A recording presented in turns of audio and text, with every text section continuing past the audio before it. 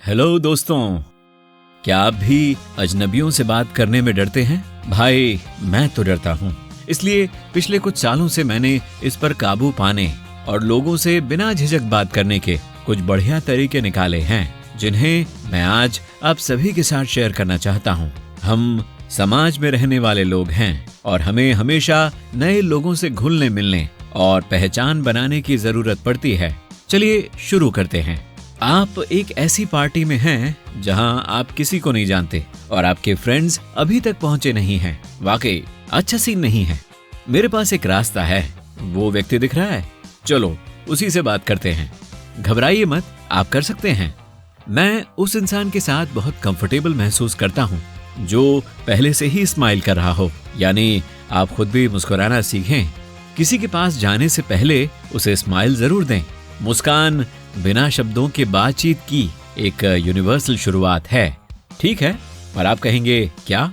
बात की शुरुआत के लिए हाँ जी कैसे हैं आप कहने से बेहतर भला और क्या हो सकता है।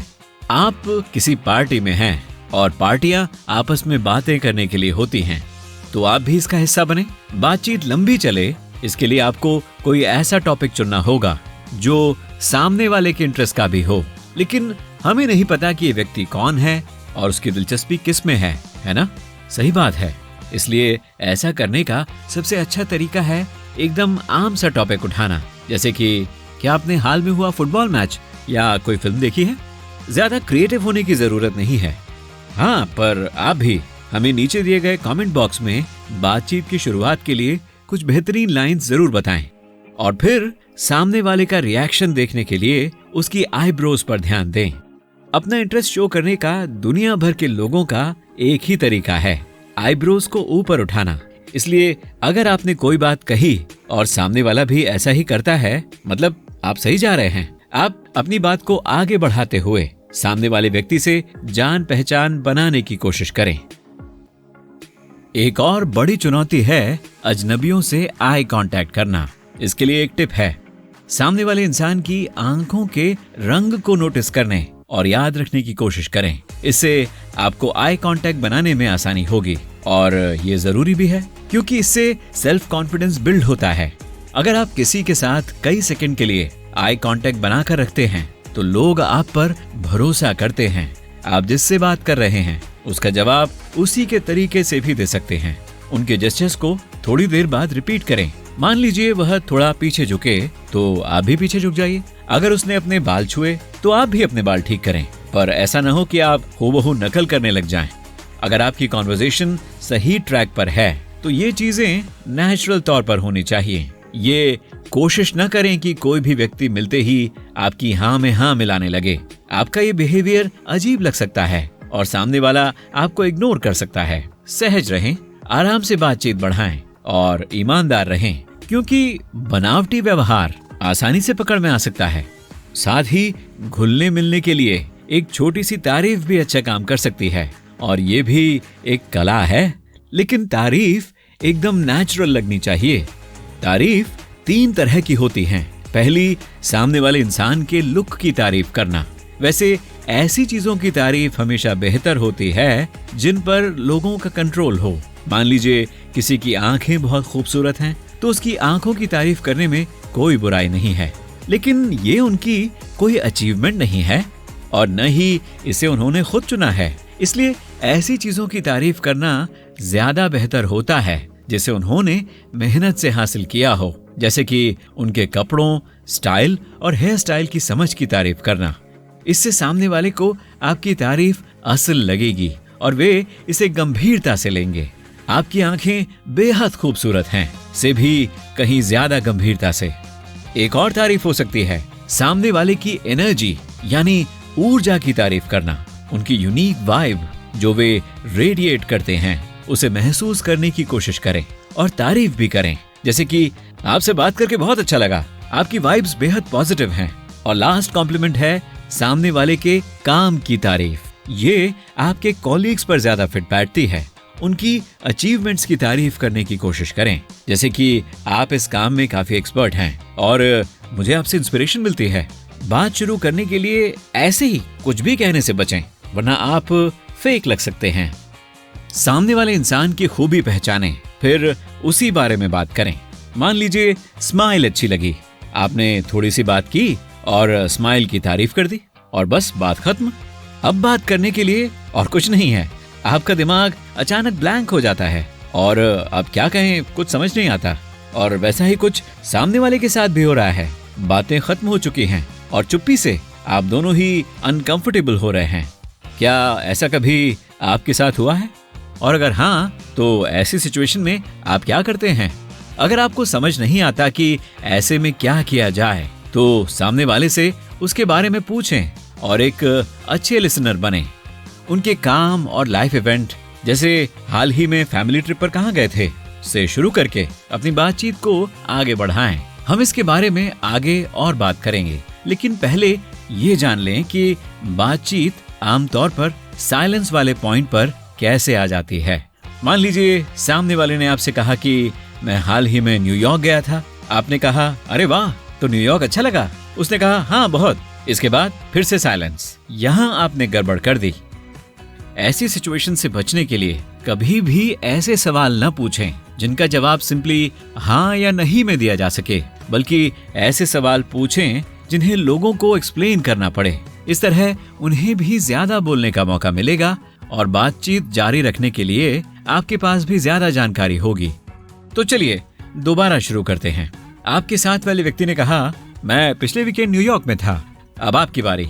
हाँ या नहीं वाला सवाल पूछने के बजाय आपको कहना है कि आप कहाँ गए, और आपका काम हो गया। यकीनन सामने वाले के पास आपको बताने के लिए बहुत कुछ होगा। कभी कभी सामने वाले की कही गई बात के आखिरी शब्दों को भी दोहराया जा सकता है। इससे सामने वाले को पता चलेगा कि आप उसकी बातें सुन रहे हैं। इससे उन्हें अपने बारे में बात करते हुए अच्छा लगेगा। अपनी हंसी को कंट्रोल करने की कोशिश न करें। भले ही सामने वाले की बात बहुत मजाकिया न हो, लेकिन इसमें आपको जो बात हंसने वाली लगे उसे एक्सप्रेस जरूर करें। इससे आप दोनों के बीच चीजें सहज होंगी और सामने वाला भी आपके साथ कंफर्टेबल महसूस करेगा। और आप भी किसी से मिलने से पहले कोई फनी वीडियो देख सकते हैं ताकि आपका मूड भी अच्छा हो।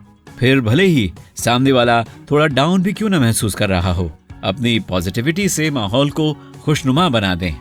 किसी भी इंसान को और बेहतर समझने के लिए उनके साथ पर्सनल बातें भी की जा सकती हैं। उनकी सोच और फीलिंग समझने की कोशिश करें। पूछें कि कैसा लग रहा है, सब ठीक है?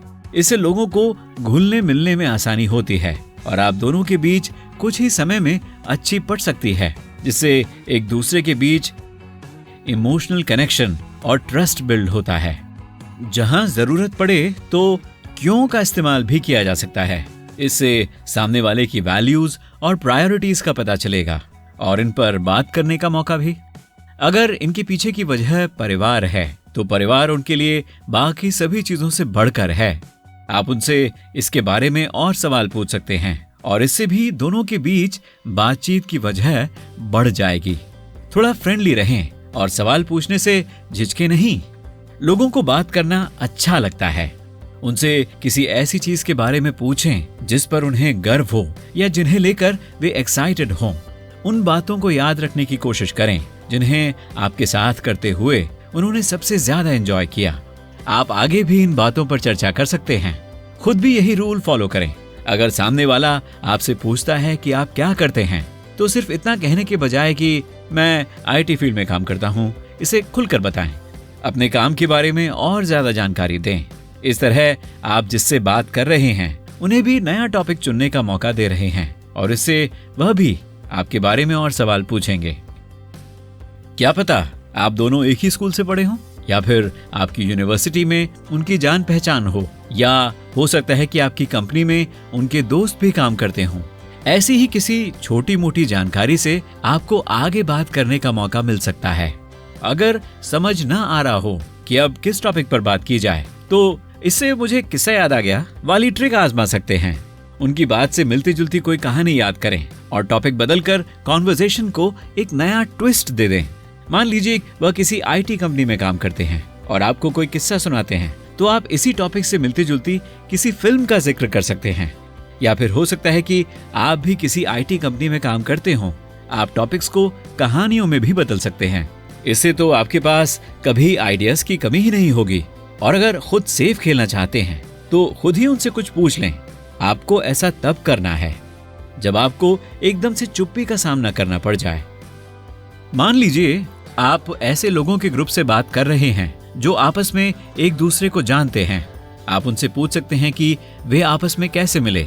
हो सकता है कि इनसे जुड़ी कुछ मजेदार कहानियां या किस्से हों, या फिर आप पूछ सकते हैं कि आप लोग अपने फ्री टाइम में क्या करते हैं या आपकी हॉबीज क्या क्या हैं।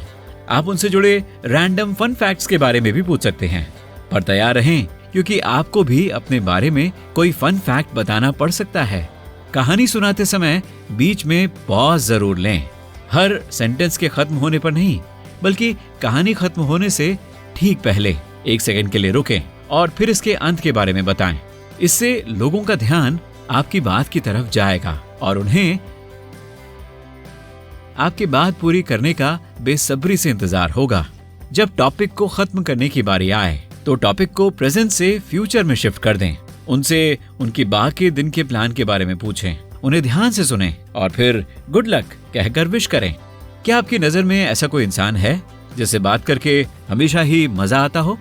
अब आप भी बेहतरीन कम्युनिकेशन स्किल्स वाले वही इंसान हैं। आज के लिए बस इतना ही। और दोस्तों, याद रखें कि हमें हर दिन सुनहरे पहलू से कुछ नया सीखना है।